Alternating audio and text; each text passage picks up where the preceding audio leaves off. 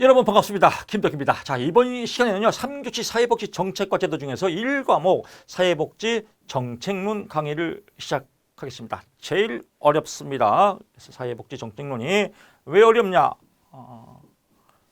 첫째, 외울 게 많아요. 두 번째, 외워도 헷갈려요.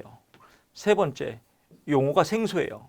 이런 문제들 때문에 어려워하는데 어렵지 않습니다. 아주 쉽습니다. 그래서 제가 포인트 잡아드리고요. 그래도 어렵다라고 하시는 분들은요, 심리적으로 40점만 넘자, 과락만 넘기자라고 마음먹으면 아주 가벼워집니다. 100점 맞는 시험이 아닙니다. 왜냐하면 말이죠, 두 번째 과목 사회복지 행정론은 인문학적 내용이 많아요. 상식적인 문제죠. 그래서 공부 조금 하면 기본 80점은 먹고 들어가요.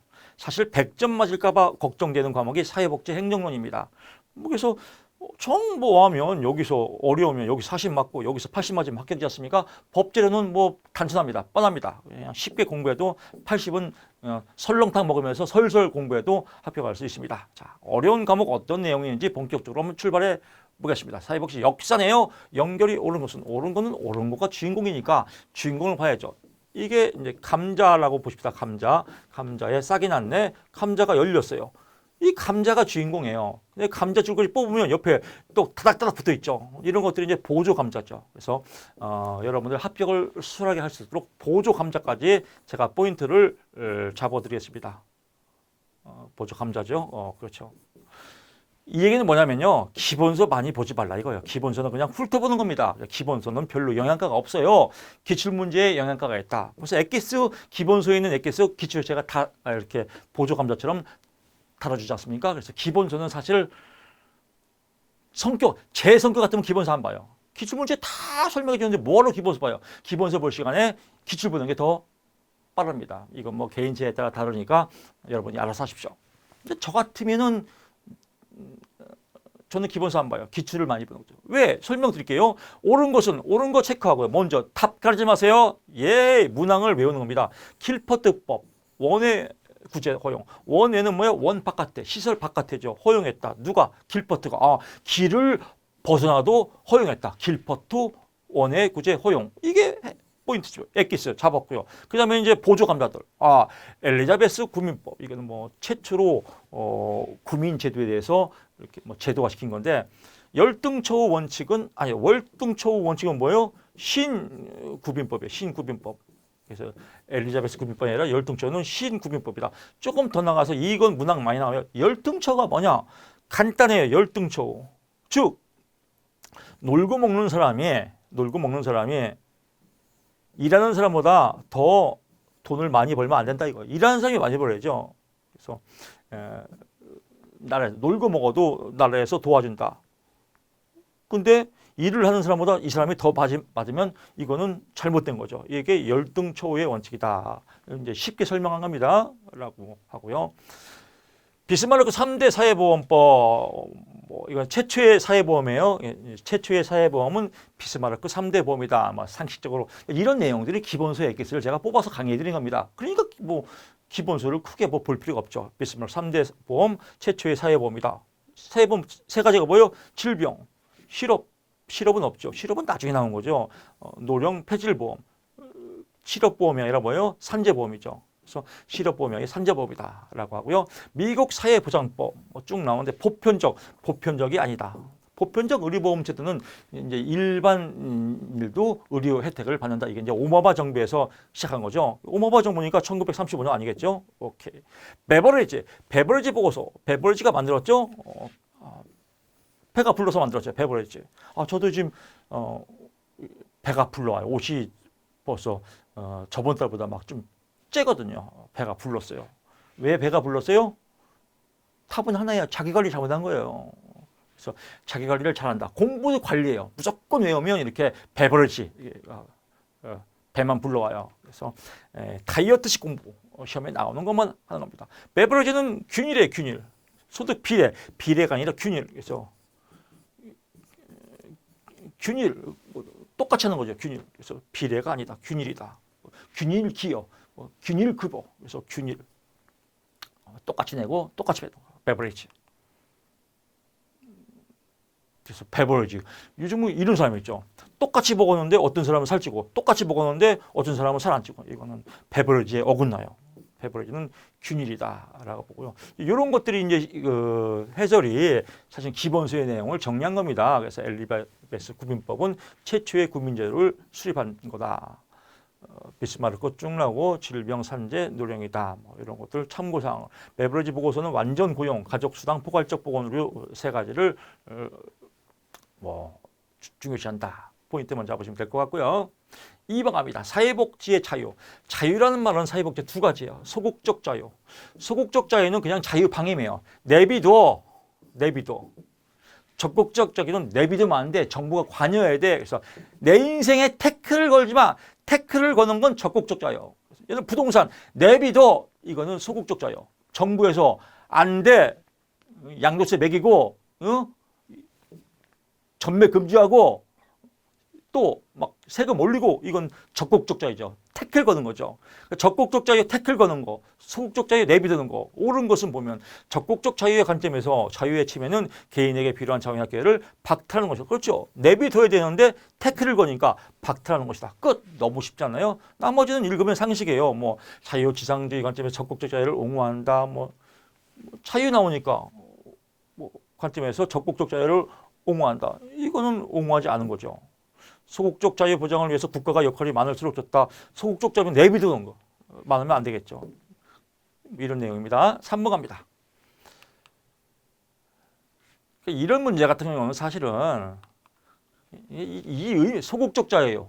내비둬, 자유방임, 적극적 자유, 태클 걸 거야. 이것만 아니면 그냥 쉽게 풀려. 재밌지 않나요? 공부 너무 재밌지 않나요? 쉬워요. 이게 제일 어려운 거 하면 이 정도입니다.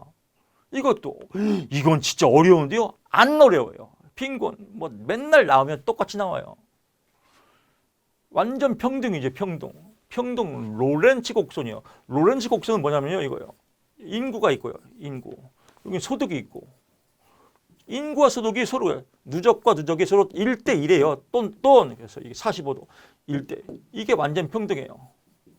완전 평등이 진위계수. 여기서 아니야. 로렌츠 곡선 이거예요. 곡선이. 그럼 곡선이 1로 가야 평등이죠. 45도 각선과 멀어지는 게 아니라 붙어야 평등이다. 진위계수 0에서 1이다. 1은 불평등, 0은 평등. 그래서 1에서 마이너스 1이 아니라 0에서 1이다. 비율은 뭐예요? 빈곤율, 갭이 아니라. 쉽잖아요. 국어시험 문제예요. 격차, 차이는 뭐예요? 갭이죠. 빈곤 갭. 센 지수, 센이에요. 답이 센 지수예요. 센은 사람 이름이에요. 그래서 최초로 아시아에서 노벨 경제학상을 받은 사람이 센이에요. 센. 뭘로? 이런 여러 가지 종합을 데이터를 보고 빈곤의 불평등 정도, 빈곤의 불평등 정도를 알아본다. 누가? 센이 이런 지수를 만들었다. 이런 걸 전체 다 포함해서. 그래서 어떻게 만들어서 세게 만들었다. 그래서 불평등 정도 센 지수 끝. 4번 갑니다. 사회복지 발달이 일어나는 설명을 옳지 않은 것은 권력 자원론, 권력이죠. 권력은 뭐예요? 노동자 계급이에요. 그래서 사회 민주주의 일어나고 같은 맥락이에요. 사회민주주의. 노동자 권력. 사회복지 정책은 권력 엘리트 나왔네요. 이건 뭐예요? 엘리트 이론이죠. 지가 다 써있잖아요. 그래서 엘리트 나오면 엘리트 이론이다. 쉽죠. 나머지 한번 쭉 읽어보시면 될 것 같고요. 그렇습니다. 참고로 구조기능주의. 기능이 나오면 적응이에요. 적응, 기능 나오면 될 것 같고요. 5번 갑니다. 빈곤의 개념에 관한 설명으로 옳지 않은 것은 국민기초생활보장제도. 국민기초생활보장제도는 뭐예요? 기초생활을 잘 할 수 있도록 인간다운 삶을 누릴 수 있도록 정부에서 도와주는 게 국민기초생활보장제도. 이건 뭐예요? 절대적 빈곤. 얼마를 딱 선을 정해놓고 이 사람 도와주지 이게 아니라 기본 소득의 중위값, 이 정도의 중위값. 예를 들면 전체 우리나라 소득이 200이면 200만 원에 100만 원 정도는 어렵지 않나. 그러면 이 정도는 도와줘야지. 그래서 절대적 빈곤이 아니라 상대적 빈곤이다. 그래서 절대적 끝, 상대적 포인트 잡으시면 될 것 같습니다. 그래서 이렇게 중위사동을 활용해서 상대적 빈곤이다. 이게 포인트죠. 여기에 대한 절대적이 아니다. 6번 갑니다. 최근 논의되는 사회복지 정책의 이슈에 관한 설명으로 옳지 않은 것은 생태주의 나오네요. 생태주의. 생태주의. 동태도 아니고 명태도 아니고 생태. 생태 나오면 뭐예요? 자연과 환경이죠. 자연과 환경. 오, 살아있네. 나는 자연인이다. 이게 생태주의예요. 일명 뭐예요? 녹색지대죠. 녹색주의. 녹색지대. 갑자기 녹색지대. 녹색지대 가수인가요? 노래 제목인가? 하여튼 녹색지대 뭐 있잖아요.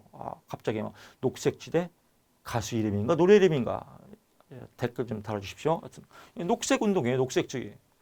환경 운동이죠. 그러니까 성장 패러다임. 성장 패러다임. 여기다가 아파서 짓자.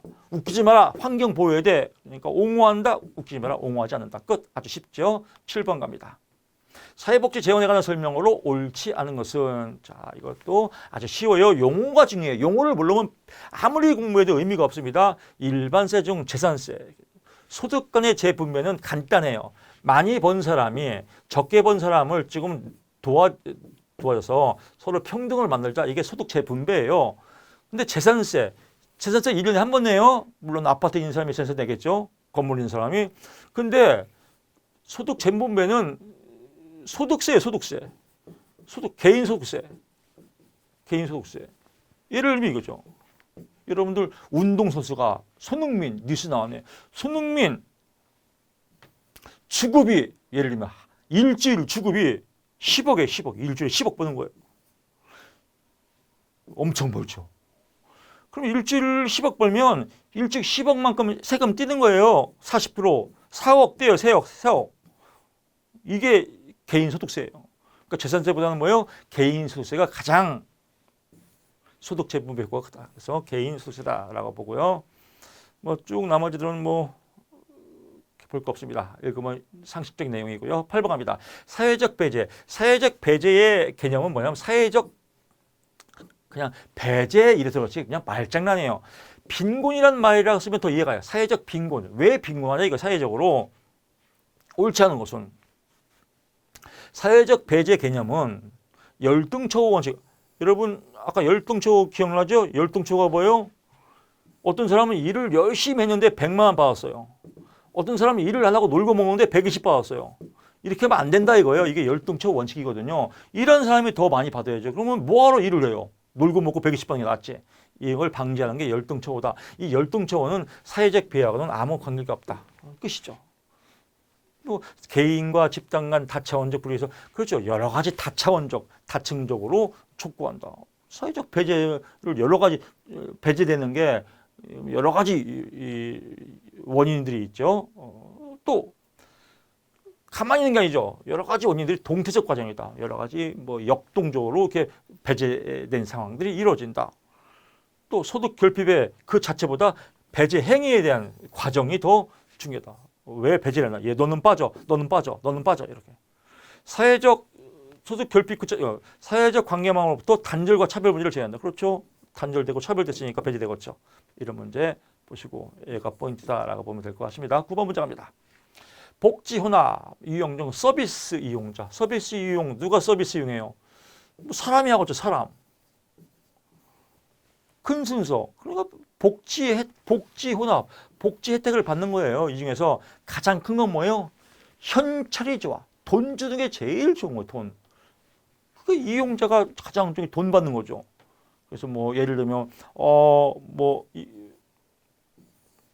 1인당 뭐 재소득 뭐 나오지 않습니까? 뭐 재소득 뭐 보장해서 1인당 뭐 500 준다. 얼마나 좋아요. 현찰이 좋아. 돈이 뭐예요? 세제 혜택이죠. 나왔고. 그다음에 뭐예요?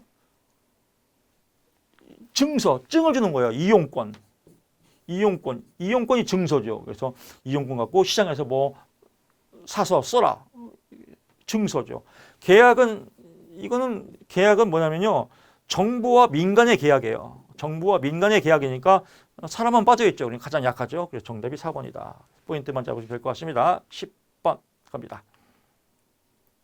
이용료, 본인 부담금, 부가방치에서 소득 재분배 효과가 작은 거. 소득 재분배 효과가 작은 건 있는 사람이 많이 내는 게 소득 재분배예요. 있는 사람이 많이 내는 것. 이건 차등으로 되는 거죠. 너 많이 버니까 많이 내.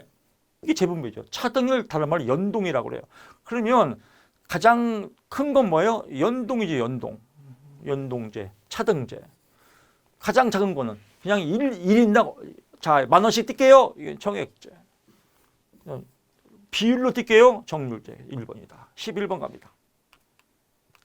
베버리지가 사회보장 프로그램의 성공을 위해서 제시한 전제조건. 1번 문제도 나왔죠. 베버리지 나오면 아동가족수당, 완전 고용, 포괄적 의료 및 재활 서비스 뭐 이런 것들에 를 제시했다. 최저임금은 관계가 없다. 최저임금 관계 없다라고 보시고요. 12번 갑니다. 실업보험을 민간시장, 실업보험을 민간에 맡겼어요. 민간은 거의 뭐예요? 이익과 관계 있죠. 그래서 역의 선택이 나타난다. 있는 사람이 혜택을 받는다. 가입자 도덕적 해이가 그렇죠.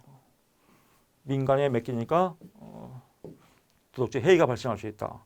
위험 발생의 상호 의존적이 있기 때문에 보험률이 계산이 어렵다. 다 민간에 맡기니까 어렵겠죠. 그래서 기형리은 무임승차 문제가 발생한다. 민간은 이익이니까 무임승차가 발생하면 안 되겠죠. 아주 냉정하게 다 계산해서 하겠죠. 무임승차는 뭐예요? 민간보다는 공공이죠. 그래서 공공에서는 그냥 공짜로 얻어가는 사람이 있다는 겁니다. 그래서 무임승차 문제가 발생하는 것은 민간 시장이 아니라 공공이다라고 보시면 될 것 같습니다. 민간 실업보험을 보험을 받는데 실업에 대한 보험을 받는데 이거를 정부가 안 맡기고 민간이 위탁했단 말이에요. 그럼 이런 문제들이 생긴다 이거예요. 역선택이 발생하고 도덕적 해이가 발생하고 또 보험료 계산이 어렵다. 뭐 이런 것들이 있다. 공개적으로 딱 공개가 안 돼 있다라고 보면 될 것 같습니다. 13번 갑니다. 우리나라 사회복지정책의 대상 선정에 관한 설명으로 옳은 것은 아동수당은 인과학적 기준이다. 아동수당 그렇죠. 아동수당. 사회수당이라고 하죠. 아동수당.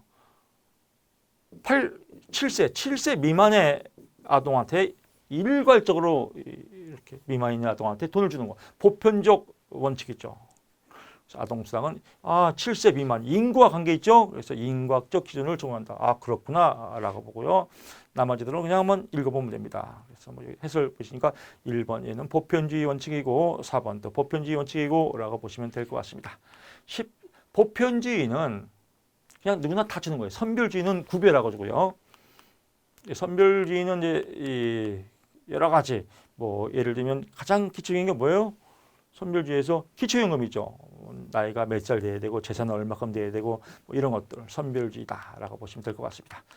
14번 갑니다. 사회보험료와 조세. 사회보험료 하면 이런 것들이 아주 헷갈리게 만들어요.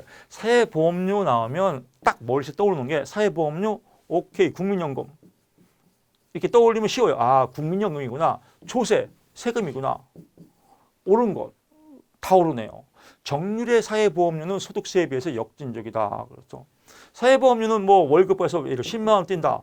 그럼 소득세가 더 세겠죠. 그래서 역진적이다. 역진적인 건 반대는 누진적인 거예요. 누진이 약하다 이거예요. 사회보험료는 조세에 비해서 징수에 대한 제왕이 적다. 그렇죠. 나중에 받는 거니까. 소득세, 사회보험료 모두 소득이 높은 사람이 그렇죠. 국민연금도 소득이 많은 사람이 더 내겠죠. 세금도 마찬가지고요. 조세는 지불 능력과 관련이 있다. 그렇죠. 세금, 조세. 지불 능력이 없으면 세금 못 내죠. 다 옳다라고 보면 될 것입니다. 15번 갑니다. 사회복지 정책을 분석하는 접근 방법. 이거 엄청 나옵니다. 폐주기도 나와요. 아주 쉬워요. 분석하는 건 뭐예요?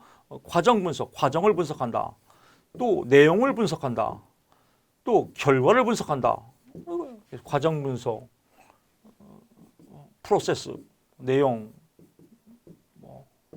프로덕트, 결과, purpose, 3P라고도 하죠. 그래서 결과를 다른 말로 뭐라고 그래요? 성과 분석, 결과 분석, 성과 분석이라고도 한다. 내용을 알아보는 건 뭐예요? 여기서 보면 산물 분석, 또는 다른 말로 산출 분석. 그래서 정책 다시 정리합니다. 과정 분석, 산물 분석, 또 성과 분석 이 세 가지로 이루어진다. 여기서 옳은 건 포인트 주인공이니까 과정이죠. 정책 사정이 어떻게 이루어지는지 어떻게 이루어지는 과정이죠. 그러니까 어떻게 이루어진다 나오면 과정이다. 아주 쉬워요. 국어 문제입니다. 이런 거 의외로 되게 어렵게 생각하더라고요. 아주 쉬워요. 어떻게 이루어지는 과정. 끝. 여기는 결과 나왔네요. 결과는 뭐예요? 성과 분석이죠. 결과니까. 너무 국어 문제 아니에요. 여기는 형성, 정책이 어떻게 형성되는 과정. 형성되는 과정이니까 산물 분석이 아니라 과정 분석이죠. 여기는 내용 나오네요. 내용 나오면 뭐라겠어요? 아, 내용 나오면 산물이다, 산출이다. 그래서 내용 나오면 산물 분석, 산출 분석이다. 또 이렇게 여러 가지 정책 대안, 대안도 내용에 포함되는 거죠. 아, 이것도 대안도 내용이구나, 내용 분석. 그래서 포인트만 잡으시면 아주 쉽습니다. 16번 갑니다. 민영화에 관한 설명으로 옳은 것은 민영화, 상업화를 통해서 취약계층. 상업화를 통하면 취약계층이 어려워지죠. 왜냐하면 공공이 되면 취약계층을 보호하지만 민영화되면 아주 돈 놓고 돈 먹게 보호하지 않지 않습니까? 그래서 취약계층 서비스 접근이 높아진다, 낮아진다 라고 보고요. 17번 갑니다. 산업재해 보상제도에 관한 설명으로 옳지 않은 것은 직장 내 괴롭힘, 고객의 폭언 등에 인한 업무상 정신적 스트레스가 원인이 되어 발생할 질병도 업무상 재해로 인정되지 않는다.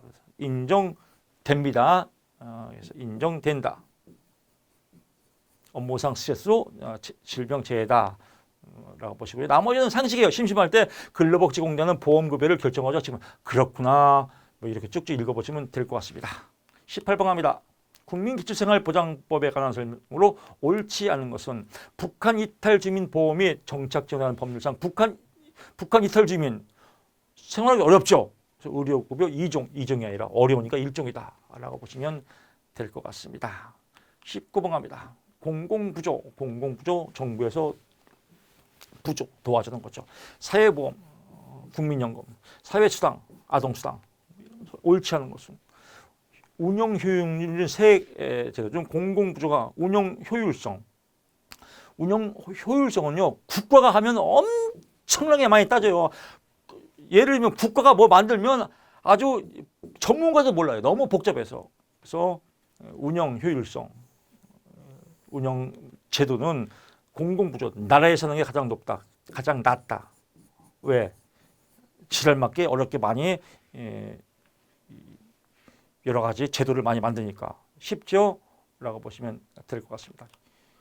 20번 갑니다. 국민건강보험제도에 관한 설명으로 옳지 않은 것은 부가급여, 임금 이외에 별도로 받는 부가급여는 임신, 여기는 국민건강보험제도예요. 임신, 출산, 진료비는 나옵니다. 장제비는 안 나옵니다. 상병수당, 병중에 있는 것도 안 나옵니다. 끝. 이렇게 보시면 될 것 같아요. 나머지는 또 상식으로 사회복지 교원의 보험료는 가입자 본인 사용자 국가가 부담한다. 아하, 그렇구나. 뭐 이렇게 쭉 나와요. 여기서 하나 뭐 국민연금 회계연도 뭐 이런 거 상식이죠. 뭐 이런 거. 직장 가입자의 보험료율은 건강보험 정책의 심의위원회에서 뭐 이런 것들 그냥 국어책부터 읽으면 되는데 여기서는 사립학교 교원의 보험료예요. 교원이에요, 교원. 교원은 사립학교 교사예요, 교사. 그러니까 사립학교 직원은 해당이 안 된다. 그래서 시험 문제를 살짝 바꾸면 사립학교 직원의 보험료는 이렇게 나옵니다. 직원은 아닙니다. 교원이다. 이건 이제 보조 감자로 외우시면 됩니다. 21번 갑니다. 고용보험제도에 관한 설명으로 옳은 것은 실업급여를 받을 권리 양도 등 압류하거나 담보를 제공할 수 없다. 당연하지 없죠. 이게 상식이죠. 나머지는 읽어보시면 될 것 같습니다. 22번 갑니다. 우리나라 근로장려세제. 근로장려세제는 뭐예요? 근로장려금이에요. 그래서 월급 받다가 근로장려금, 근로 차라라고 나라에서 근로장려금 주는 겁니다. 그래서 영어로 EITC라고 합니다. 옳지 않은 것. 근로장려금 신청 접수는 근로장려금은요 뭐냐면 세제 혜택이에요. 복지 혜택입니다. 그래서 근로 열심히 하라고 나라에서 돈 주는 겁니다. 돈 어디다 신청해요? 홈택스에 신청해요. 국세청 사이트 홈택스다. 그래서 보건복지부다 아니다. 국세청 홈택스에서 담당한다라고 보시면 될 것 같습니다. 23번 갑니다. 국민기초생활법 이것도 아주 내용 이런 문제가 나와야 돼요. 아, 나 이거 어려운데 천만의 말씀 만만의 꼭대기 엄청 쉽습니다. 생계급여 간단해요. 생계급여는 계산이 뭐냐면요. 기준 중위소득이에요. 기준 중위소득. 중위소득의 30% 이상 곱하기 30. 이제 빼기. 뭘 빼야 돼요? 소득 인정액. 소득 인정액. 이게 공식이에요. 이것만 하면 됩니다. 중위소득이 여기 나왔죠. 중위소득은 다음과 같다라고 나왔습니다. 전세 주택에 거주하는 부부, 두 자녀. 부부니까 2명이겠죠. 이건 알죠? 2명. 두 자녀니까 2명 있죠. 4명 아니에요, 4명. 계산기도 필요 없어요, 4명. 그러면 4명 나왔네요. 곱하기 30. 빼기 소득 인정액 100만 원. 답이 38만 원이다. 딱 나왔죠? 그렇죠. 38만 원. 24번 갑니다. 노인 장기 요양보험제도에 대한 설명으로 옳은 것은 통합징수한 장기 요양보험료와 건강보험을 각각 독립회계로 관리하여야 한다. 그렇죠. 장기 요양보험료, 건강보험료는 각각 독립회계다. 각각 독립회계다라고 해서 주인공 외워두시고요. 장기 요양보험 사업의 보험자 쭉 나오면 장기 요양보험자는 국민건강보험공단이다. 유효기간은 1년이다. 또 요양급여의 100분의 15다라고 하는데 요양급여의 100분의 20, 100분의 20이 아니라 15다. 근데 100분의 20이 또 나오죠. 이런 것 때문에 헷갈려요. 100분의 20은 뭐예요? 시설급여, 시설에 재가급여가 아니라 시설에 들어가서 할 때 자기 부담금은 100분의 20이다. 그래서 재가급여 비용은 100분의 15, 시설급여의 자기 부담금은 100분의 20. 그래서 이거 포인트 잡으시면 됩니다. 한 번 더 갈게요. 재가급여의 비용은 100분의 20, 시설급여의 자기 부담 비용은 100분의 20. 재가급여는 100분의 15, 시설급여는 100분의 20. 이렇게 포인트 잡으시면 될 거예요. 1개월이다라고 보시면 될 것 같아요. 국민건강보험공단이다라고 보시고요. 25번 갑니다. 기초연금 제도에 관한 설명으로 옳은 것은 그래서 기초연금 무기여 방식의 무기여 기여를 안 했어요. 기여를 내가 기여한 게 없죠. 그냥 나이 먹으면 65세 이상이면 받는 거니까 그래서 무기여 방식이다라고 보시면 60 이상은 받는 거니까 이거는 무기여 방식이다라고 보시면 될 것 같습니다. 포인트 잡고요. 65세 이상 모든 고령자가 아니죠. 조건이 있죠. 뭐 재산도 보고 국민연금 급여액도 고려해야겠죠. 연금 금액 가구 이용 소득과 상관이 없이 상관 있죠. 기초연금 수급자가 사망하면 유족급여를 지급한다. 사망하면 지급 안 합니다. 없어집니다. 그래서 이런 거 포인트 잡으시면 아주 쉽습니다. 이렇게 25문제 풀어봤는데 이런 내용들이 비교적 어렵게 출제된 내용들이에요. 어렵게 출제된 내용인데 25문제에서 아무리 어려워도 이 정도 레벨이면 15개는 맞을 수 있어요. 10개는 그냥 찍고 15개만 맞아도 60이죠. 진짜 재수가 없어도 40은 넘길 수 있습니다. 그래서 너무 여러분 걱정하지 마시고 자신감을 가지시고요. 공부하시면 됩니다. 그 다음에 우리 자신감을 가지는 행정론이 있습니까? 아주 복된 과목 행정론. 26번 가볼게요. 조직 내 비공식 조직의 순기능. 비공식 조직의 순기능이에요. 비공식 조직은 뭐예요? 어떤 조직이 있어요. 근데 비공식 여기에 또 만약에 A라는 공식 집단이 있는데 비공식으로 A 다시 끼리끼리 모였어요. 이거 끼리끼리 모인 거면 좋은 기능도 있고 나쁜 기능도 있죠. 좋은 기능은 뭐예요? 얘들이 으쌰으쌰해서 응용력을 높이죠. 또 나쁜 방향으로 하면 뭐예요? 또 끼리끼리 패거리를 만들죠. 이건 이제 역기능이죠. 이게 순기능이니까 높인다. 끝. 너무 쉽죠. 나머지 볼 거 없고요. 27번 갑니다. 사회복지 행정의 개념에 관한 설명으로 옳지 않은 것은 사회 서비스 활동은 민간 조직을 제외한 민간 조직을 제외하면 안 되죠. 민간 조직을 포함해야 된다. 끝. 너무 쉽잖아요. 28번 갑니다. 사회복지 조직을 활용하기는 관료제의 역기능, 잘못된 기능, 옳지 않은 것은 조직의 복합한 규칙을 적용하면서 향상 역기능은 나쁜 거예요. 그럼 향상된 건 좋은 거죠. 벌써 국어 문제. 이건 사실 초등학교 1학년 때 맞출 수 있어요. 내용 보고. 우리 사회복지 공부 안 해도 그냥 내용 보면 그냥 역기능 나쁜 건데 향상은 좋은 거지. 초등학교 1학년은 그렇고 초등학교 2학년 정도면 맞출 수 있습니다. 29번 갑니다. 다음에서 설명하고 있는 이론은 서비스 전달 체계, 업무 환경을 강조한다. 생존을 위해서 환경으로부터 합법성. 합법성은 뭐예요? 법, 정치죠. 조직 내 외부 환경의 역학적 관계. 내 외부는 뭐냐면요. 내부에 돈이 없으면 외부에서 도와주는 거 이거 역학관계예요. 도와주는 거 경제죠. 정치 경제 이론이다. 그래서 합법 나오면 정치, 역학관계면 경제. 역학관계는 뭐예요? 돈 주는 거다. 도와주는 거다. 그러니까 원조 관계라고 하면 되죠. 원조 관계. 그래서 돈이 없을 때 도와준다. 원조 관계. 원조는 뭐예요? 돈 주는 거니까 경제다. 30번 갑니다. 사회복지 조직의 조직 문화에 관한 설명으로 옳은 것. 다 오르네요. 조직 문화. 사회복지 서비스 체계의 규범과 가치로서 그렇겠지. 사회복지 서비스 제공자의 성향의 수용 그렇겠지. 역할을 한다. 그렇겠지. 조직 문화니까 다 여기에 나쁜 말로 뭐예요? 조직에서 떡볶이 먹고 행패를 부린다. 이렇게 안 좋은 말씀은 땡이겠죠. 상식이지요. 인문학. 31번 갑니다. 사회복지 행정의 특성에 관한 설명으로 옳지 않은 것은 조직 내부에서의 부서 간 관리적인 위계적인 조건과 사회복지 행정이에요. 사회복지 행정. 사회복지 행정은 뭐냐면 여러분들이 사회복지사가 돼서 사회복지 예를 들면 사회복지센터에서 근무한다. 사회복지센터에서 근무할 때 어떻게 근무하냐? 이게 사회복지 행정문이에요. 어떻게 근무해야 돼요? 잘 근무해야죠. 어떻게? 재미있게.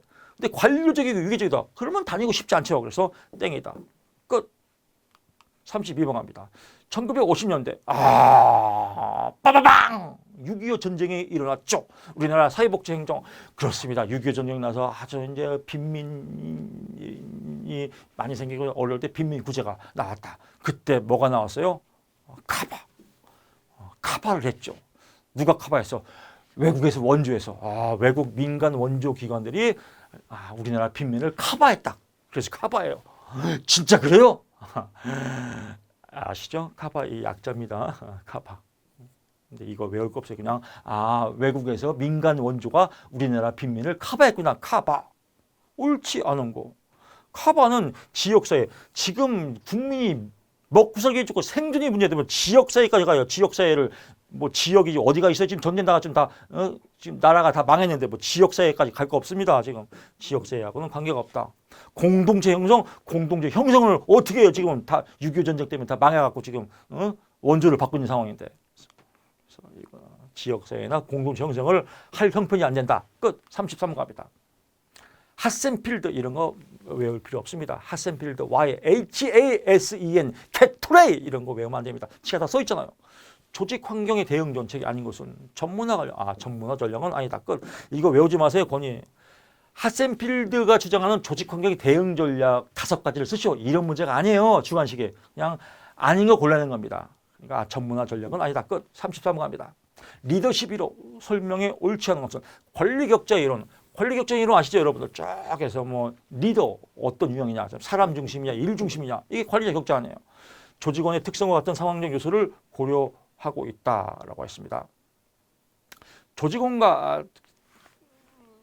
조직원의 특성과 같은 상황적 조직원의 특성이 아니라 리더십이에요. 그래서 리더가 사람 중심으로 하냐, 일 중심으로 하냐, 이걸 만든 게 관리자 격자예요. 그래서 고려하고 있다, 고려하지 않고 있다. 끝라고 보시면 됩니다. 35번 갑니다. 다음 사례에서 설명하는 동기 이론은 A는 자신보다 성능이 빠른 입사 동기인 사회복지사 B와 비교했네요. 보충해야 될 업무 물량을 분석하였다. 그래서 어쩌고저쩌고해서 비교해서 내가 어려운 걸 끌어올려야지. 똔똔시켜야지. 형평을 맞춰야지. 형평성 이론. 형평을 맞춰야지. 형평성 이론. 끝. 비교 나오면 형평성 이론. 왜 비교했어요? 형평을 맞추려고. 그렇습니다. 갑자기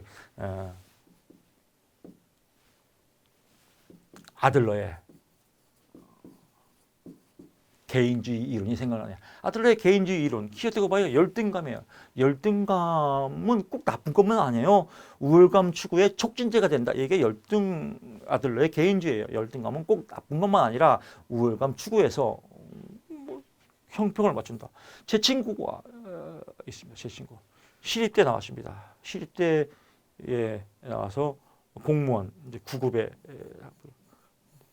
똑같은 친구가 얘가 진급이 빨랐어요. 7급이 됐네? 둘이 친구인데. 열받는 거예요.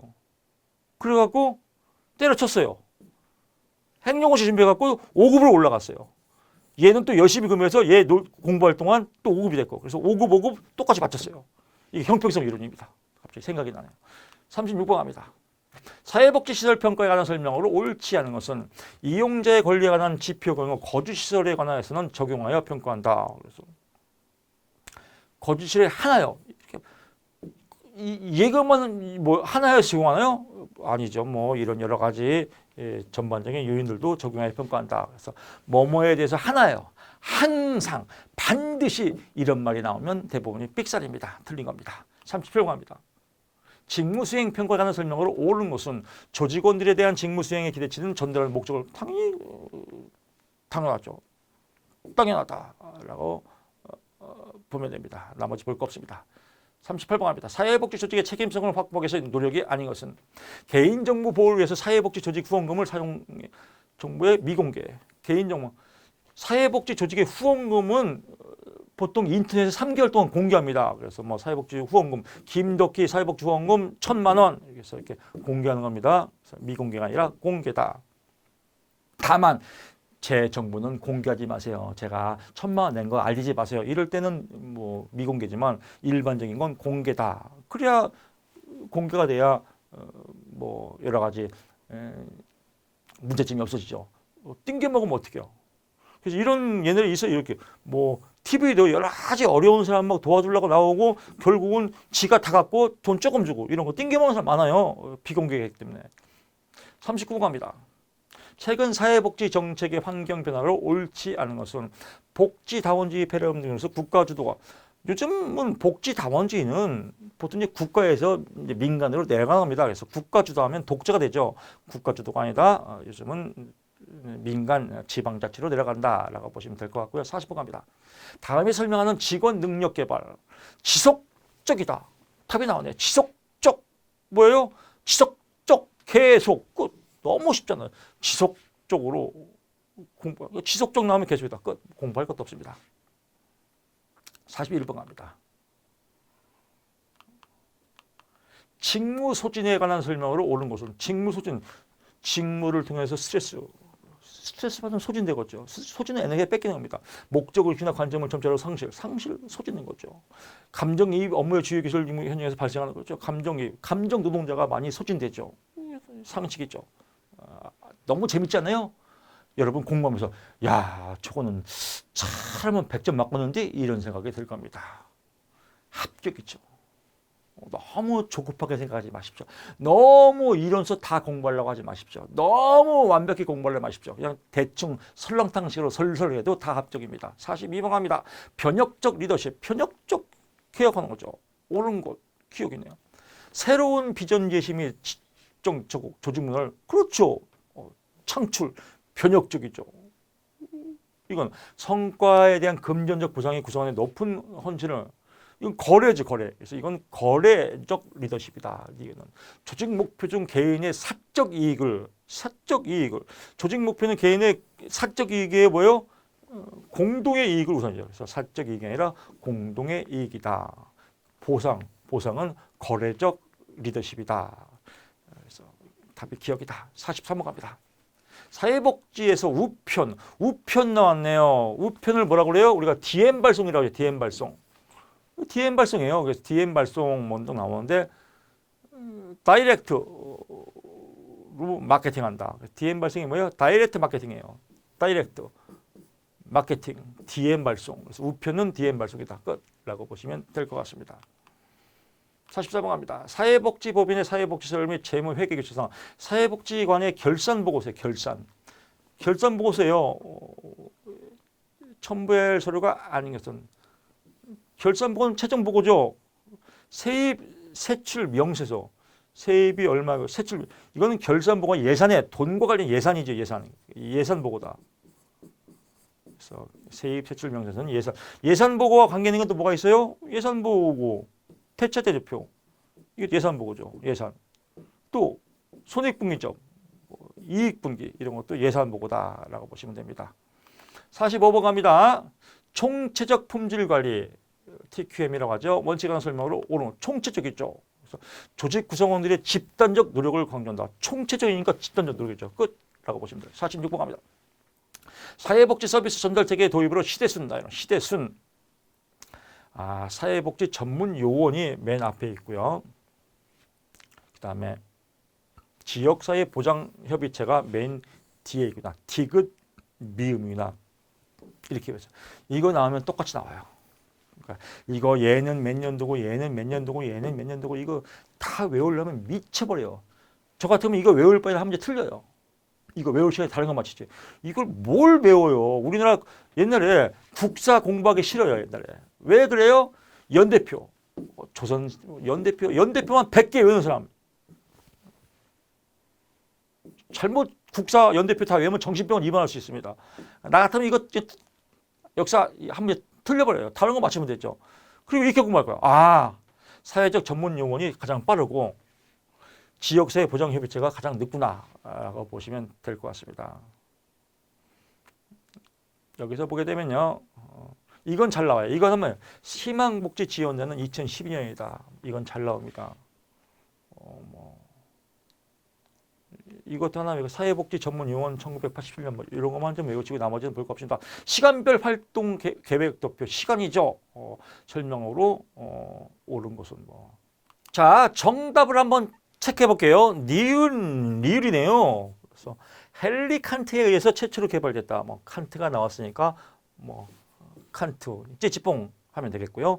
활동과 활동 사이의 상관관계를 파악하기 힘들다라고 나오는데, 디귿 먼저 보게 되면 디귿 목표 달성 기한을 정해놓고 목표 달성을 통해서 이거는 프로그램 평가 검토 기법이라고 그래요.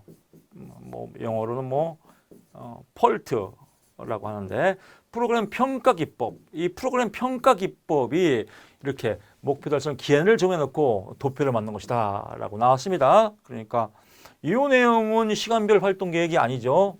프로그램 평가 검토 기법이다라고 보면, 이 평가 검토 기법에서 평가 검토, 어떤 활동과 활동 사이를 평가하는 거예요. 그래서 상관관계를 파악하기가 쉽죠. 이거는. 근데 얘는 시간별 활동은 시간과 목표에 대해서 서로 알아보는 거거든요. 그래서 활동과 활동이 서로 분별성이 또 적어요. 이 활동인지 저 활동인지. 그래서 이 상관관계를 파악하기가 어렵다라고, 그래서 힘들다라고 하고요. 물론 여기서는 쉽겠죠. 펄트에서는 뭐 이렇게 보시면 될 것 같습니다. 기억도 이거는 내용 자체가 많이 틀렸어요. 보통 시간별 활동 계획 나왔는데, 이 내용도 시간별 활동 계획이 아니라 뭐 좀 자세히 보게 되면 방침관리기획설계라고 그래요. 방침관리기획설계는 계획이 먼저 있고요. 계획, 실행, 확인, 조정, 이 네 가지가 순환적 과정으로 이루어진다. 그래서 이것도 시험에 잘 나옵니다. 포인트 잡으시오. 방침관리기획설계는 계획, 실행, 확인, 조정, 순환이다라고 해서 여기서 보면 방침관리계획이죠. 이게 틀렸고, 여기도 계획, 실행 다음에 확인, 조정이 온다라고 보시면 될 것 같습니다. 48번 가면 사회복지 프로그램 목표, 성과 목표죠. 이 성과 목표와 대별되는 게 활동 목표예요. 얘를 알아야 돼요. 성과 목표와 대비되는 게 뭐라고요? 활동 목표다. 활동 목표는 활동 목표. 활동, 어떤 활동이냐? 서비스 활동이에요. 이 서비스 활동이고, 성과는 목표 지향적인 거죠. 그래서 자아 존중감 100% 이상을 10% 이상을 향상했다. 이건 성과죠. 그래서 성과 지향형이다. 1시간 학습 지도를 제공하겠다. 서비스. 요리교실 진행했다. 서비스. 그래서 이런 것들은 다 서비스에 해당한다라고 보시면 돼요. 성과 목표냐, 활동 목표냐. 활동 목표는 서비스, 성과 목표는 결과물. 이렇게 보시면 아주 쉽습니다. 49번 갑니다. 품목별 예산에 관한 설명. 이것도 품목별 예산과 대비되는 게 뭐예요? 성과주의 예산이다. 그래서 이렇게 항상 대비되는 걸 공부하면 쉽습니다. 품목별 예산과 대비되는 게 성과주의다. 성과주의는 결과물이죠. 그래서 결과물이에요. 옳지 않은 건 신축성 있게 예산을 집행한다. 신축성 있게 예산을 집행한다. 왜 집행해요? 결과를 도출하기 위해서. 이건 성과를 도출하기 위해서. 그래서 신속한 예산 집행은 성과주의다라고 보면 됩니다. 나머지는 다 품목별 예상했죠. 그래서 구별만 하면 되겠습니다. 50번 갑니다. 그래서 이런 문제 나오면 항상 품목별 예산과 대비되는 게 성과주의 예산이구나. 그러면 성과주의는 목표니까 예산을 신축적인 예산을 집행했다. 이건 성과를 위해서 집행했지 성과주의구나. 이렇게 공부하는 게 아주 완빵입니다. 50번 갑니다. 중장년 고독사 예방 프로그램을 기획하기 위해서 사회복지관에서 근무하는 사회복지사, 사회복지 전담 공무원, 보건소 간호사 등이 이 사회복지사, 사회복지 전담 공무원, 보건소, 이걸 뭐라고 그래요? 전문 인력이죠. 그래서 전문 인력으로 전문 인력을 통해서 수집하는 걸 뭐라고 그래요? 초점 집단이다. 그래서 포커스, 초점 집단이다. 그래서 전문 인력 나오면 포커스다. 패널 조사는 참고로 많이 나옵니다. 패널 조사는 뭐예요? 종단 연구로 오랫동안 한 사람을 오랫동안 연구하는 거. 패널 조사죠. 델타의 기법도 많이 나오죠. 이건 뭐예요? 우편 들어가는 거죠. 우편 조사. 서베이 조사. 이건 뭐예요? 설문지. 설문지 나오면 서설, 서베이 설문지. 델타의 우편. 초점 전문가. 패널 한 사람을 오랫동안 이렇게 포인트만 잡으시면 아주 좋습니다. 시험 문제 잘 나옵니다. 벌써 이렇게 하나만 외워도 한 문제 먹고 들어가요. 여기서 패치 그때 한 문제 나와요. 그러면 델타의 우편, 서베이 설문, 초점 전문가, 패널 한 사람을 오랫동안 연구. 이것만 기억해도 한 문제 먹고 들어가요. 너무 쉽지 않나요? 그렇습니다. 자, 이번에 이제 세 번째가 과목 사회복지 법제론. 아주 이것도 재밌는 과목이에요.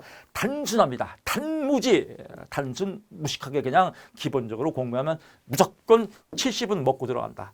재수 좋으면 100점 맞을 수 있다. 100점 맞으면 조금 재수 없어요. 너무 많이 맞으면. 그래서 80만 맞자. 80 맞는 게 우리 사회복지사의 미덕입니다.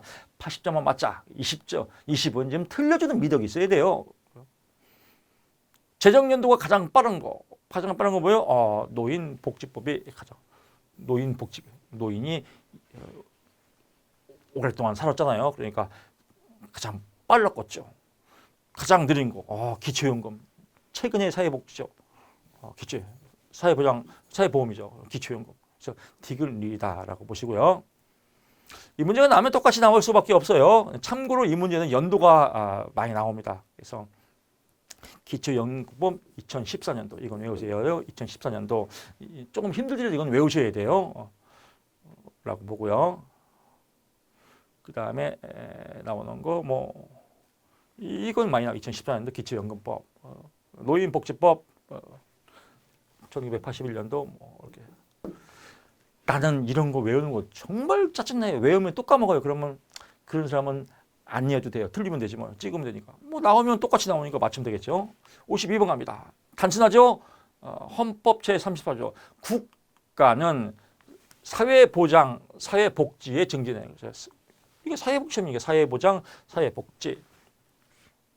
신체장애자의 질병, 노령, 기타의 사유로 생활 능력이 없는 국민은 뭐예요? 각 법률이 있죠. 여러 가지 법이 많이 있잖아요. 기초생활보장법령, 사회보장법령. 그래서 법이 들어가니까 법률이죠. 헌법이 아니라 법률이다. 각 법률에 따라서 정한다라고 보고요. 여기도 마찬가지요. 신체장애자에 대한 법률, 질병, 노령에 관계된 법률에 따라서 정한다. 법령의 제정에 관한 헌법으로 내용을 옳은 것은 법률안은 국무회의에서 심의한다. 심의, 그렇죠. 회의죠. 심의하면 회의에서 심의하죠. 국무회의에서 심의한다. 당연하다라고 보고요. 여기서 이제 요거는 이런 게, 이거는 이제 감자 서비스. 감자 서비스는 뭐예요? 이거 제가 이제 순간적으로 만든 거예요. 기본 메인이 감자가 이렇게 감자에 싹이 나서 열매가 맺었네. 예. 감자에 싹이 나서 열매가 맺었네. 이게 메인이죠. 그 다음에 이제 보조 서비스, 감자 서비스, 이제 보조 서비스가 올라오죠. 이 보조 서비스가 이거죠. 1타 2피. 법률은 특별한 규정이 없는 한 공표한 날로부터 90일이 아니라 20일이다. 이거 좀 잘 나옵니다. 공표한 날로부터 20일이다. 그래서 한 곡씩 팍 잡아주시면 될 것 같습니다. 54번 갑니다. 근데 교수님 이건 왜 설명을 안 해요? 안 봐도 된다는 겁니다. 54번 갑니다. 보고 싶은데요? 봐도 되겠죠. 나 같으면 안 봐요. 53번 갑니다. 사회보장기본법상 사회보장제도의 신설 및 변경에 따른 협의 및 조정에 관한 내용으로 옳지 않은 것은 지방자치단체장은 여기는 사회보장기본법상 사회보장제도예요. 사회보장제도. 국무조정실장은 좀 레벨이 낮잖아요. 그래서 국무조정실장과는 관계가 없다. 누구예요? 대빵이죠. 보건복지부 장관과 협의해야 한다. 그래서 옳지 않은 것. 나머지는 옳은 거네요. 나머지가 옳은 거구나. 이 나머지 옳은 게 기본서예요. 그러니까 여기서 기본서를 다루는 거예요. 뭐하러 또 기본서, 사회보장 기본법, 법령 10페이지까지 다 외워. 미쳐버리는 거죠. 그렇게 공부한 사람이 있다니까요. 사법고시 공부하는 것처럼 사회보장 기본법, 법령을 다 외운 사람이 있어요. 법전을 갖다 놓고. 정말 개투레이죠. 성격 고쳐야 됩니다. 우리 사법시험 공부하는 게 아닙니다. 답을 맞히는 게임이에요. 국무조정실장이 아니죠. 보건복지장관이다. 끝. 그 다음에 이제 이게 기본 이론. 국가와 지방자치단체는 기존 제도와 관계, 사회보장 전달제도 재능 영역 당연히 검토해야겠죠. 중앙행정기관의 장은 보건복지, 당연히 보건복지장관 협의해야겠죠. 국가와 지방자치단체는 사회보장법에 중복된 누락되지 아니하도록 하여 당연히 누락되지 아니하야겠죠. 중앙행정기관의 장은 협의에 관련된 자료 수집 조사 및 분석에 관한 사회조사는 위탁할 수, 당연히 위탁할 수 있죠. 근데 이걸 또 이제 외워요. 중앙행정기관의 장관, 중앙행정기관의 장관, 협의에 관한 설명. 이거 아주 미친 공부입니다. 그래서 쉽게 공부하면 됩니다. 55번 갑니다. 사회보장기본법의 내용으로 옳지 않은 것은 사회보장위원장은 보건복지부 장관이다. 땡 보건복지 장관이 아니라 국무총리다. 이게 감자 메인이죠. 그 다음에 나머지들은 이제 감자 서비스죠. 사회보장위원회에 30명 이내의 위원으로 그렇죠. 30명 이내. 보장 기본 계획은 항상 5년 만이다. 이것도 시험에 잘 나옵니다. 근데 기본 계획 나오면 5년이에요. 5년이 아닌 게 두 가지가 있어요. 5년에 기초연금. 그 다음에 생활협동조합, 그러니까 협동조합, 기협, 기초연금 계획, 협동조합에 대한 계획은 3년 만이에요. 이 두 가지만 3년 만이고 나머지는 다 5년이에요. 기협 빼고 다 5년이다. 이건 3년이다 라고 보시면 될 것 같고요. 보건복지부 장관의 사회보장 서비스 청구를 한다. 나온다. 그래서 이제 이렇게 감자 서비스 중에서도 이런 거 5년이고 감자 서비스 뭐예요? 기본 연금과 협동조합 기본 계획은 3년 만이고 30명 이내다. 이렇게 보시면 될 것 같습니다. 56번 갑니다. 사회보장급여의 이용 제공 수급본자 발굴을 관한 법률상 사회보장정보원에 관한 내용으로 옳지 않은 것은 사회보장정보원의 운영에 필요한 비용은 정부가 지원할 수 없으며 뭘 정부가 지원할 수 없죠. 정부가 정말 이러죠. 이건 이름이 바뀌었어요. 사회보장정보원은 앞에 한국자가 들어가요. 법정이 바뀌었어요. 그래서 한국사회보장정보원이에요. 앞에 한국자가 들어간다. 한국자가 들어가니까 정부가 지원할 수 있겠죠. 있다라고 보시고 나머지 읽어보시면 됩니다. 57번 갑니다. 사회보장급여의 이용 제공 및 수급권자 발굴에 관한 법률상 사회복지 전담공무원, 이 전담공무원 나오죠? 옳은 것은 기억이네요. 시군구 읍면동에 사회복지 전담공무원을 둘 수 있고 시도에는 둘 수 없다. 옳지 않은 거죠? 옳지 않은 거. 옳지 않은 거. 시군구 읍면동 사회복지 전문가 둘 수 있고 시도에도 다 둘 수 있어요. 그래서 사회복지 전담공무원은 다 둘 수 있다. 둘 수 있다. 이게 옳지 않은 거죠. 나머지는 옳은 거겠죠. 사회복지 전담공무원은 사회복지 서비스를 그렇구나. 시도자 그렇구나. 당연히 상식이니까. 58번 갑니다. 사회복지사업법의 열거에서 사회복지사업과 관련된 법률에 해당하는 국민건강보험 해당하지 않은 거. 국민건강보험은 뭐예요? 사회보험법이죠. 사회보험법의 대표적인 거 국민건강보험, 국민연금법 이런 거죠. 그래서 고용보험법 이런 거 사회보험법이죠. 그래서 국민건강보험법은 사회복지사업에 관련이 없다. 거꾸로 공부하는 사람들, 사회복지사업은 아동법, 필법, 입양특례법, 사회복지공무원 이렇게 공부하는 사람들이 미쳐버리는 거예요. 답은 여기인데. 국민건강보험법은 사회보험이다. 이게 포인트입니다. 그러니까 포인트를 잘못 잡으면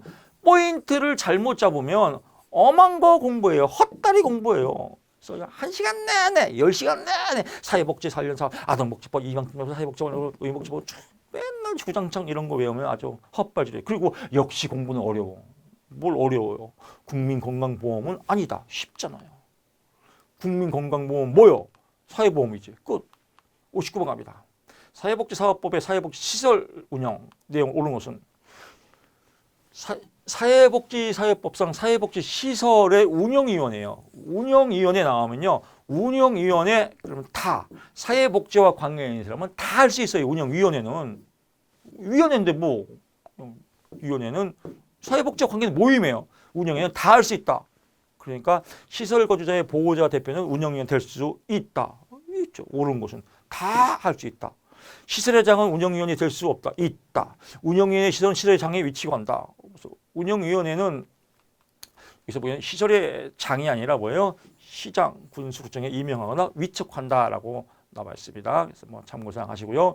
시설 건축자 대표 운영위원 될 수 없다. 있다. 뭐 운영위원회 시설 운영에 관한 의결권이 관한 의결권이 아니죠. 여기는 심의니까 여기서는 뭐 운영위원회니까 심의만 하죠.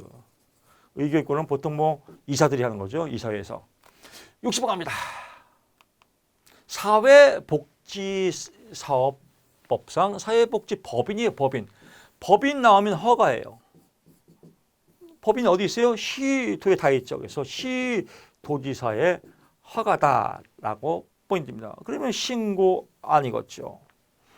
또 여기도 신고도 아니겠죠. 이렇게 보면 되고요. 허가다. 법인 설가의 허가자는 보건복지부 장관이다.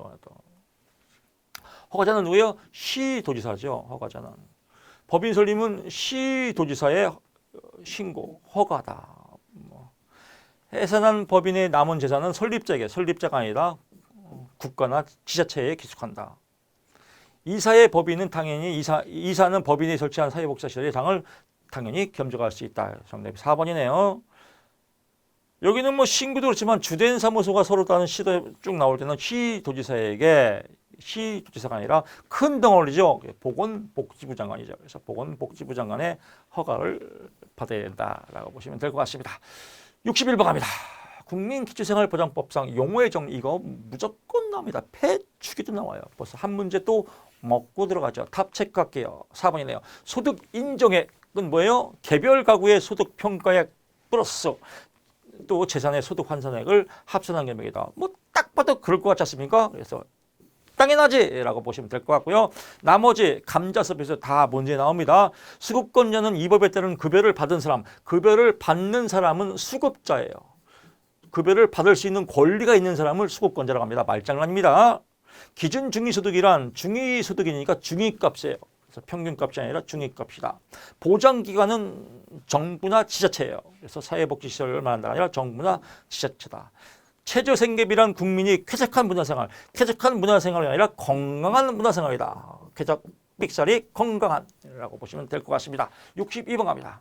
국민기초생활법상 자활지원이네. 자활 스스로 일어나라. 자활 스스로 생활해라. 뭐 이런 거죠. 5번 갑니다. 수급자 및 소득 인정이 나오는데 자활은 수급자 및 차상위 계층의 말장난이에요. 그래서 수급자 및 차상위다다. 그래서 소득 인정의 기준 중에 이런 거 이거 뭐 그럴듯하지만 이거 삑살이다. 수급자 및 차상위. 그럼 차상위가 뭐냐? 또 의외로 모르는 사람 많아요. 차상위는 쉽게 정하면 기초생활 수급자.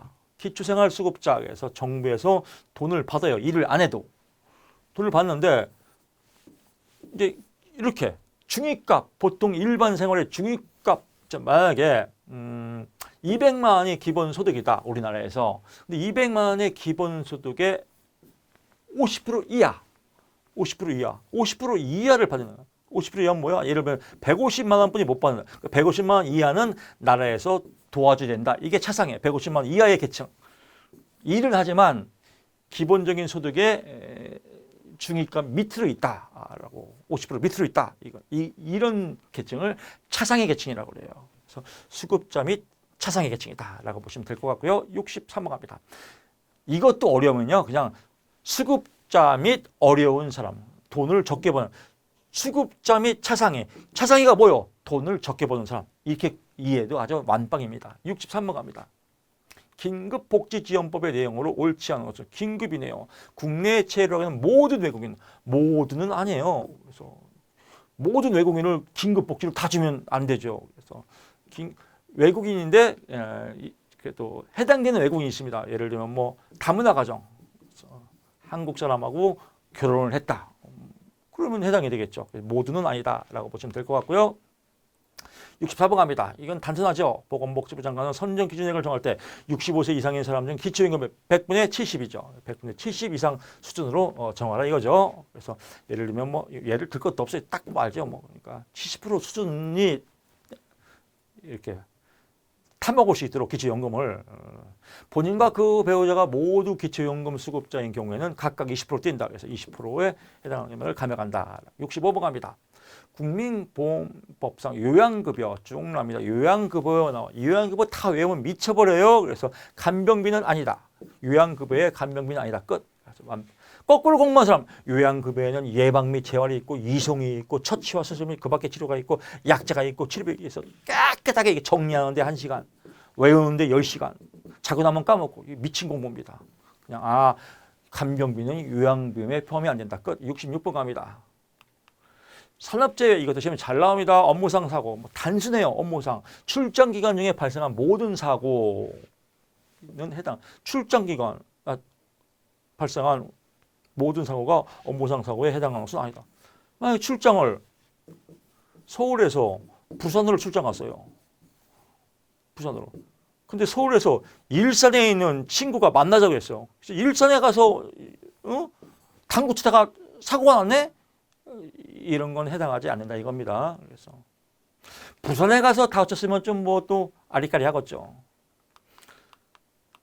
67번 갑니다. 고용법의 내용으로 옳은 것은 고용보험 사업으로 그렇죠. 고용보험법 사업은 고용 안정에 관한 사업도 있고 지원력 개발 사업도 있고 실업급여 사업도 있고 육아휴직 및 급여 및 출산 전후 휴가급여도 있다. 그래서 뭐 대표적인 직업능력 개발 사업은 뭐요? 65세 이상이 되더라도 직업훈련을 가르치고 나라에서 지원해주고 이런 것들은 직업능력 개발의 사업이죠. 이건 이렇게 나올 수 있습니다. 다음 중 고용보험 사업에 해당되는 것은 고용보험 사업에 해당되지 않는 것은 1번 고용안정, 2번 직업능력 개발 사업, 3번 실업급여, 4번 육아휴직급여 및 출산 전후 휴가급여, 5번 떡볶이 사업. 답이 떡볶이 사업이 되겠죠. 68번으로 넘어가 보겠습니다. 장기요양보험법상 장기요양급여 제공이에요. 해당 다 오르네요. 그러면 요양급여 제공의 기본 원칙 나오면 이런 원칙 나오면 좋은 거예요. 좋은 말이 답이죠. 의료 서비스와 연계해야 된다. 생활을 수행할수록 제공해야 된다. 재가급여를 제공해야 된다. 이게 다 오르네 다. 이런 문제 나오면 기본 원칙 나오면 뭐뭐는 제공하지 않아도 된다. 이렇게 말을 꼬겠죠. 이게 긍정적인 말이니까 다 옳은 말이다. 69번 갑니다. 아동복지법의 내용 이것도 단순 무식하게 외우면 됩니다. 단무지로 국무총리 소속으로 아동정책 조정위원회를 둔다. 국무총리 나오니까 정책이 나온다. 시도지사, 시장, 군수, 구청장 소속으로 아동복지심의위원회다. 그래서 심의위원회. 여기는 대빵이니까 정책이 나오고 그 다음에 내려가니까 힘이고 그 다음에 여기는 맨날 기본 계획은 뭐래서 맨날 5년이죠. 예! 끝. 70번 갑니다. 장애인 복지법에 근거한 설치 및 설립하는 것이 아니고 장애인 복지법이 쫙 있어요. 이거 다 외우면 미쳐버려요. 발달 장애인 지원센터는 이건 발달 장애인 법이 따로 있어요. 그래서 발달 장애인 권리 보장 및 지원에 관한 법률 이것도 외우는 사람 미쳐버려요. 발달 장애인 권리 보장 및 지원에 관한 법률 발달 장애인 권리 보장 및 이거 맨날 외우는 사람이거든요. 그냥 발달 장애인법이면 끝이에요. 그냥 발달 장애인법이 따로 있다. 장애인 복지법하고는 이건 따로 있다. 따로 국법이다. 끝. 발달 장애인 권리 외우지도 못해요. 발달 장애인 권리 보장 뭐더라 또 지원해가 이런 거 모르겠어요. 발달 장애인법 그냥 편의상 외우면 됩니다. 우리 시험 주관식 시험이 아닙니다. 안면 타당도 눈으로 답과 답이 아닌 것을 구별만 하면 됩니다. 노인복지법상 노인학대에 대한 내용으로 옳지 않은 것은 노인학대를 알게 될 때는 신고 의무자만 신고해야 돼요. 학대된 사람 이거 알게 되면 다 신고해야죠. 이거는 서비스 문제예요. 이거 틀리는 사람은 진짜 정신 감별해봐야 돼요. 72번 갑니다. 다문화 가족 지원, 다문화 가족은 대한민국 국적을 취득한 자. 국적을 취득 안 해도 되죠. 다문화 가족 아까 설명을 드렸지만 한국 남자가 있고요. 외국에서 예를 들면 이제 이렇게 다문화 결혼을 했어요. 근데 아직까지 우리나라 국적을 취득을 못했어요. 그래서 다문화 가족이에요. 그러니까 국적을 취득한 자, 취득하지 않아도 다문화 가족이다라고 보시면 될 것 같습니다. 73번 갑니다. 사회복지모금협상 공동모금 재원 배분, 공동모금 재원 배분 기준이에요. 배분할 때. 그래서 기준은 뭐예요? 배분 신청자의 재산에 대해서는 여기서 배분 신청 기준이 있겠죠. 근데 배분 신청자 재산, 아파트는 몇 평 살고 현금은 얼마 있고 이런 걸 재산에 대해서 쭉 이거는 명시되어 있지 않았다라고 보시면 될 것 같고요. 74번 갑니다. 성폭력 방지 및 피해자 보호 등에 관한 법률상 성폭력 피해자 보호시설 종류가 아닌 것은 이것도 마찬가지예요. 이거 다 일반인은 일반 보호시설, 외국인은 외국인 보호시설, 특별하면 특별지원, 자립지원, 자립지원. 나오면 이거 똑같이 나와요. 상담 지원 시설은 없어요. 예, 상담 지원 시설 없다. 75번갑니다. 가정폭력 방지 및 피해자 보호 등의 법상 옳지 않은 것은 국가인권위원회 위원장은 가정폭력은 뭐예요? 여가부죠, 여가부 담당해. 여가부 장관이죠. 그래서 여성가족부 장관이다. 국가위원장이 아니다. 그 다음에 이제 나머지는 이제 감자 서비스죠. 이 법에서 아동이란 18세 미만. 18세 미만이 아동이구나. 아하, 그러구나. 그러면 어떤 사람이 이렇게 물어봐요. 교수님, 기출하고 똑같이 나와요? 똑같이 나와요. 이거 공부하면 합격해요. 똑같이 안 나오는데요? 이 기출 문제 풀면 돼요. 이렇게 나와요. 응용 문제가 이 법에서 아동이란 15세 미만인 자를 말한다. 이렇게 나와요. 응용 문제가 15세가 미만이 아니라 18이다. 이렇게 풀면 돼요. 그래서 기출 문항을 보면 다 맞출 수 있습니다. 시도지사는 외국어 서비스를 제공하는 긴급전화센터를 따로 설치 운영할 수 있다. 그렇구나.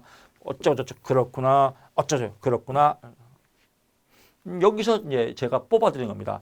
이런 거는 그렇구나 별 의미가 없고 가정폭력은 여가부 장관이 하여야 한다. 실태조사를 하여야 한다라고 나오고요. 아동이란 18세 미만이구나. 이 정도만 알면 아주 깔끔합니다. 이렇게 해서 여러분 이제 2020년도 기출문제를 1교시, 2교시, 3교시 다 풀어봤거든요.